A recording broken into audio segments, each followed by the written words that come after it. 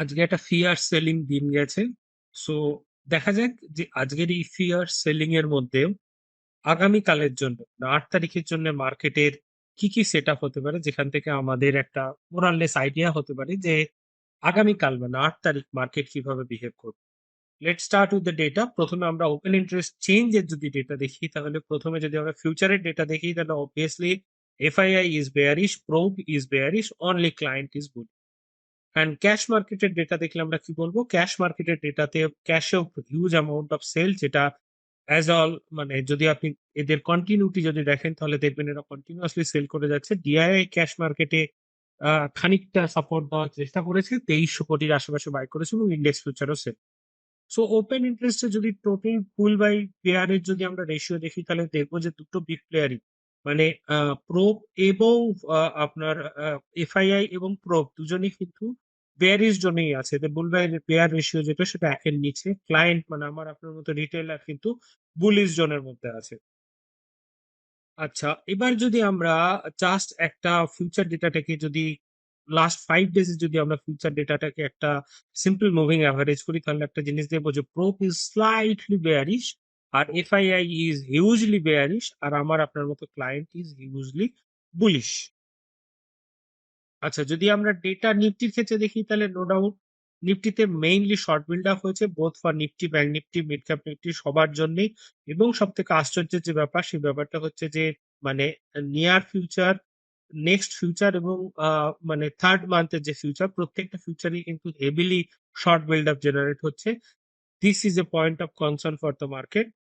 এবার যদি আমরা একটা কনসাইজ করার চেষ্টা করি যে কি হলো পুরো ব্যাপারটা ফিউচারের ক্ষেত্রে, তাহলে একটা জিনিস দেখাচ্ছে যে এফআইআই কিন্তু মার্কেটে বেয়ারিশ, যেটা মানে neither on not only in future market, also in cash মার্কেটে কিন্তু এফআইআই বেয়ারিশ তৈরি হয়ে গেছে। প্রোপ ইজ অলসো স্লাইটলি বেয়ারিশনেস তৈরি করেছে, এবং ক্লায়েন্ট মানে আমার আপনার মতো ক্লায়েন্ট কিন্তু বুলিশ। আচ্ছা, যদি আমরা অপশন ডেটার একটা চিন্তা করি, অপশন ডেটাতে একটা জিনিস দেখবো যে এফআইআই কিন্তু বেয়ারিশ। মানে আজকে যদি অপশনের ডেটা চেঞ্জের ডেটা দেখি, তাহলে এফআইআই বলবো আমি বেয়ারিশ, প্রোব বলবো আমি নিউট্রাল, এবং ক্লায়েন্ট বলবো অবভিয়াসলি বুল। এবার যদি আমি এক্ষেত্রে অপশন ডেটাটাকে আমি যদি কনসাইজ করার চেষ্টা করি, সো সরি, এটা আপনার সো যদি অপশনের ডেটাটাকে আমরা কনসাইজ করার চেষ্টা করি, তাহলে একটা জিনিস খুব স্পষ্ট যে এফআইআই কিন্তু মার্কেটে মানে অপশন মার্কেটে বেয়ারিশ, প্রোব হচ্ছে অপশন মার্কেটে নিউট্রাল, এবং ক্লায়েন্ট হচ্ছে পুলিশ। বাট ওভারঅল পজিশনটা কি? আপনি যদি overall day by day position দেখেন, তাহলে দেখবেন যে ক্লায়েন্ট সবকিছু করেছে। ক্লায়েন্ট লং বিল্ড আপ করেছে, ক্লায়েন্ট পুট শর্ট করেছে, এভরিথিং। বাট এফআইআই এর যদি ডেটা দেখেন, পার্টিকুলারলি আজকের দিনে, যেহেতু আমার এক্ষেত্রে এখানে একটা জিনিস বলার যে এফআইআই কিন্তু ফিউচার মার্কেটে বেয়ারিশ ছিল। এবার কোশ্চেন হচ্ছে যে আজকে কিন্তু FII hugely call long build up করেছে। তার মানে এবার কোশ্চেনটা হচ্ছে যে কলের লং বিল্ড আপটা কি হেজ পারপাসে করেছে, না they are like they do not have a particular direction ওদের market will go down or up. তো সেক্ষেত্রে সেই যে কনফিউশন, সেই কনফিউশন থেকে বাঁচার জন্য কি লং বিল্ড আপ করেছে, না ফ্রেশ পজিশন নিচ্ছে, সেটা আমরা পরবর্তীকালে দেখবো। বাট একটা জিনিস সেটা হচ্ছে যে পুটের ক্ষেত্রে লং বিল্ড আপ কিন্তু এদের কনস্ট্যান্ট, এরা কনস্ট্যান্ট পুটের ক্ষেত্রে লং বিল্ড আপ করে যাচ্ছে, এবং আমরা এটা দেখবো যে পুটের ক্ষেত্রে লং বিল্ড আপটা কোথায় করছে। আর প্রোব যেটা করছে সব থেকে বেশি, সেটা হচ্ছে কলের ক্ষেত্রে কিন্তু শর্ট বিল্ড আপ। এই যে ইয়েলো, সেটা কলের ক্ষেত্রে কিন্তু শর্ট বিল্ড আপ জেনারেট করছে। আপনি দেখুন এই কনস্ট্যান্টলি লাস্ট 3টে দিন ধরে কিন্তু কলের ক্ষেত্রে শর্ট বিল্ড আপ জেনারেট করছে। এইবার প্রশ্নটা হচ্ছে যে কোন কলের ক্ষেত্রে শর্ট বিল্ড আপটা করছে? দেখুন, আজকে ফিন নিফটির ক্ষেত্রে শর্ট বিল্ড আপ করেছে এবং আজকেই এর এক্সপায়ারি ছিল। বাট নিফটির ক্ষেত্রে এরা শর্ট বিল্ড আপ করছে হচ্ছে 22,400, 22,300, 22,500। এটা আজকের ডেটা তো। আমি একটা জাস্ট ছোট্ট ডেটা আপনাকে দেখাচ্ছি। যদি আপনি দেখেন, তাহলে দেখবেন 3 তারিখেও সেম স্ট্রাইকে এরা কিন্তু কলের শর্ট বিল্ড আপ করেছে। 6 তারিখে এক্সপায়ারি ছিল, সেখানে কিন্তু 23,000-এর কলের শর্ট বিল্ড আপ করেছে, এবং আজকে এগেইন এরা কিন্তু সেম স্ট্রাইকে শর্ট বিল্ড আপ করছে। আচ্ছা, নেক্সট আমরা যদি দেখি যে যেটা আমি বলেছিলাম যে দেখুন, কলের ক্ষেত্রে লং বিল্ড আপ যেটা আমরা বারবার জিজ্ঞেস করেছিলাম যে কলের ক্ষেত্রে লং বিল্ড আপ হচ্ছে weather it is a fresh or not. দেখুন, ব্যাংক নিফটির ক্ষেত্রে 57,000 is absurd position, at present 24,000 is absurd position, Nifty 24,000 is absurd position at right now. So আমার most probably this is just a hedge purpose or margin beneficiary জন্য কিন্তু কলের ক্ষেত্রে long build up এটা generate করেছে। আচ্ছা, কিন্তু short build আপটা এটা কোথায় জেনারেট করেছে? সরি, শর্ট মানে পুটের ক্ষেত্রে লং বিল্ড আপটা কোথায় জেনারেট করেছে? দেখুন, পুটের ক্ষেত্রে লং বিল্ড আপ জেনারেট করছে 21,800, 21,700, 22,300।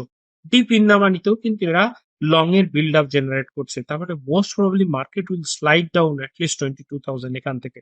সো আপনি যদি জাস্ট এর একটা দিন আগের ডেটা যদি দেখেন যে এফআইআই এর ক্ষেত্রে, আপনি দেখুন এরা লাগাতার কোথায় কোথায় শর্ট বিল্ড আপ করছে। 21,800, 21,700 সমস্ত জায়গায় এরা পুটে লং বিল্ড আপ করছে। 22,400 দের deep in the money put buy করছে। সো মার্কেটে এফআইআই কিন্তু একদমই বেয়ারিশ। এটা কিন্তু এদের পজিশন থেকে একটা জিনিস খুব স্পষ্ট যে মার্কেটে এফআইআই বেয়ারিশ। নেক্সট যে ডেটাটা আমাদের দেখার দরকার সেটা হচ্ছে যে ক্যাশের ক্ষেত্রে লাস্ট 3 দিনের ক্যাশের যদি ডেটা দেখেন, অ্যাজ ইউজুয়াল এফআইআই ক্যাশে সেল করে যাচ্ছে, ডিআইআই ক্যাশে বাই করে যাচ্ছে এবং ইন্ডেক্স ফিউচারে বেশ খানিকটা আজকে সেল করেছে। আচ্ছা, আমরা যদি অপশন চেন একটু দেখার চেষ্টা করি তাহলে একটা জিনিস এখান থেকে স্পষ্ট আমরা দেখতে পারবো। আপনি যদি নিফটির অপশন চেন আপনি যদি দেখার চেষ্টা করেন তাহলে দেখবেন যে এই মুহূর্তে নিফটির পিসিআর ভ্যালু হচ্ছে 0.56। That means Nifty is heavily bullish, bearish জোনের মধ্যে আছে। এই মুহূর্তে নিফটিতে 22,500 হচ্ছে হেভিলি রেজিস্ট্যান্স, প্রায় 92 লাখস এর এগেইনস্টে মাত্র 28 লাখের আশেপাশে দাঁড়িয়ে আছে। ইভেন আজকে প্রায় 11 লাখের আশেপাশে কিন্তু পুট এখান থেকে বেরিয়ে গেছে। আপনি যদি 22,400 ডেটা দেখেন তাহলে দেখবেন প্রায় 11 লাখের আশেপাশে পুটের কিন্তু এক্ষেত্রে শর্ট কভার হয়ে গেছে। তো এই মুহূর্তে দাঁড়িয়ে 22,500 is a definite resistance zone এবং 22,000 ইজ এ মোরাল লেস আপনার এক্ষেত্রে সাপোর্ট জোনের কাজ করবে এই মুহূর্তে দাঁড়িয়ে। যদিও এক্ষেত্রে মাত্র 68 লাখের আশেপাশেই এক্ষেত্রে আছে। সো যেটা যেটা যে কোনো মুহূর্তে ভেঙে যেতে পারে। মানে ইন কেস যদি 22,000 টাচ করে তাহলে কিন্তু আপনার হেভিলি বেয়ারিশনেস এর একটা আসার সম্ভাবনা আছে। স্টিল 22,300 তেও বেশ খানিকটা পুটের ক্ষেত্রে শর্ট বিল্ড আপের পজিশন এখানে জেনারেট আছে। So 22,300 will act as a definite support zone. So major support zone যেটা সেটা কিন্তু 22,000 এবং মেজর রেজিস্ট্যান্স জোন যেটা সেটা হচ্ছে 22,500। বিল্ড আপ স্টাডি দেখলে আপনি খুব স্পষ্ট বুঝবেন প্রায় 22,000 পর্যন্ত এখানে লং বিল্ড আপ হয়েছে এবং মানে টিপ ইন দা মানিতে গিয়ে কল সেল হয়েছে। সো এবার যদি ব্যাংক নিফটির ক্ষেত্রে দেখি, ব্যাংক নিফটিতেও ডিপ ইন দা মানি কিন্তু হয়েছে, কল সেল হয়েছে এবং মার্কেটে মোটামুটি 47,500 পর্যন্ত পুটের ক্ষেত্রে লং বিল্ড আপ করেছে। ব্যাংক নিফটিতে তুলনামূলকভাবে একটু লেসার বেয়ারিশ, বিকজ স্টিল আপনি যদি দেখেন তাহলে 48,500 is the point of conflict. আর স্টিল 49,000 হচ্ছে এর এখন আপনার রেজিস্ট্যান্স জোনে কাজ করবে এবং 48,000 হচ্ছে এর সাপোর্ট জোনে কাজ করবে। 0.52 means it's a like it's quite good amount of bearishness এখানে বোঝাচ্ছে। যদি আমরা জাস্ট চার্ট দেখি তাহলে চার্টের ক্ষেত্রে একটা জিনিস, bank still cling with your 100 DMA. So যে কারণে আমি বারবার করে বলি যে ব্যাংক নিফটি স্টিল অতটাও বেয়ারিশ নয় যতটা বেয়ারিশ হচ্ছে নিফটি। আপনি যদি নিফটি চার্ট দেখেন তাহলে Nifty is not clinging with your 100 DMA chart. So এই মুহূর্তে দাঁড়িয়ে যদি নিফটির ক্ষেত্রে রেজিস্ট্যান্স জোন আমাদের বলতে হয় তাহলে আমি বলবো ডেফিনেট হচ্ছে 22,000, যে 100 DMA, hourly 100 DMA that will act as a resistance, then 22,500 is definite resistance zone. আচ্ছা, আর এক্ষেত্রে 22,000 উইল একটা যে সাইকোলজিক্যাল সাপোর্ট জোন, দেন হচ্ছে 21,700 বা 21,800 আপনি যাই বলেন। আর এর ক্ষেত্রে 48,000 এর পরে যে জোনটা মানে এই যে জোন যেটা সেটা হচ্ছে 48,000 will act as A definite support zone এবং এই মুহূর্তে রেজিস্ট্যান্স হচ্ছে 48,800 is a definite resistance zone. So আমরা যদি জাস্ট বিগ প্লেয়ারের পজিশনটাকে একটুখানি কনসাইজ করার চেষ্টা করি যে বিগ প্লেয়ারের কি ঘটনা ঘটেছে সেটা তাহলে বলতে হবে যে অপশন চেন অনুসারে আমরা বলবো যে নিফটির ক্ষেত্রে 22,500 এবং 22,000, চার্ট অনুসারে 22,400 এবং 22,000। ব্যাংক নিফটির ক্ষেত্রে কি দাঁড়াচ্ছে? 48,000 হচ্ছে ডেফিনিট সাপোর্ট, 48,500 হচ্ছে point of conflict, 49,000 is a definite resistance. So 48,800 এবং 48,000 এই দুটো zone will act as A support and resistance. So আমরা যদি ডেটা কনসাইজ করার চেষ্টা করি তাহলে কি বলবো? FII is bearish, prop is bearish, no doubt about this, that means big players are bearish. আমার আপনার মতো যে রিটেলাররা they all are. So just want to concise this one. So this is the big player position. Prop is bearish, FII is also bearish, and client is bullish. So thank you so much.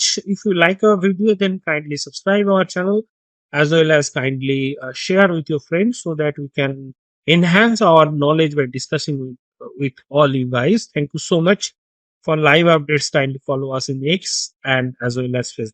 Thank you so much.